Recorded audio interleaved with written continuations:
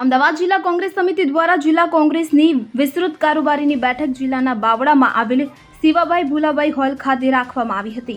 આ કારોબારી બેઠકમાં એઆઈસીસીના મંત્રી અને ઝોનના નિરીક્ષક રામકિશન ઓઝાજીએ પ્રમુખ સ્થાન શોભાવ્યું હતું।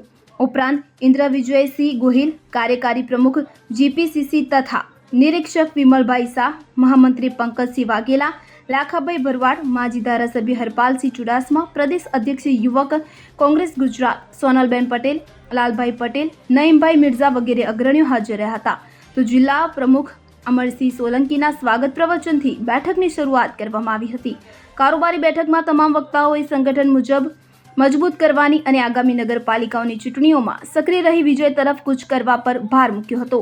આગામી દિવસોમાં જિલ્લામાં સંગઠનના ખાલી હોદ્દાઓ જલ્દી ભરવા પર પણ ભાર મૂક્યો હતો। ઋત્વિકભાઈ મકવાણા અને ગુજરાત ઓબીસી અધ્યક્ષ રાજેશભાઈ ગોયલ અગત્યના કામથી હરિયાણા ચૂંટણીમાં રોકાયેલા હોવાથી શુભ સંદેશ પાઠવ્યો હતો। આ મીટિંગમાં જિલ્લાના તમામ તાલુકા અને શહેરના પ્રમુખો તથા હોદ્દેદારો અને અગત્યના કાર્યકરો હાજર રહ્યા હતા। આ સમગ્ર બેઠકનું સંચાલન બાવળા શહેર પ્રમુખ રાકેશભાઈ ભરવાડ અને કનુભાઈ મકવાણા દ્વારા કરવામાં આવ્યું હતું। ઇદ્રીસ શેખ સાથે CN24 ન્યૂઝ, ધોળકા। હવે જુઓ દેશ દુનિયાની તમામ ખબરો તમારી આંગળીના ટેરવે। ઉઠાવો મોબાઈલ અને ગૂગલ પ્લે સ્ટોર પરથી ડાઉનલોડ કરો અમારી CN24 ન્યૂઝ મોબાઈલ એપ।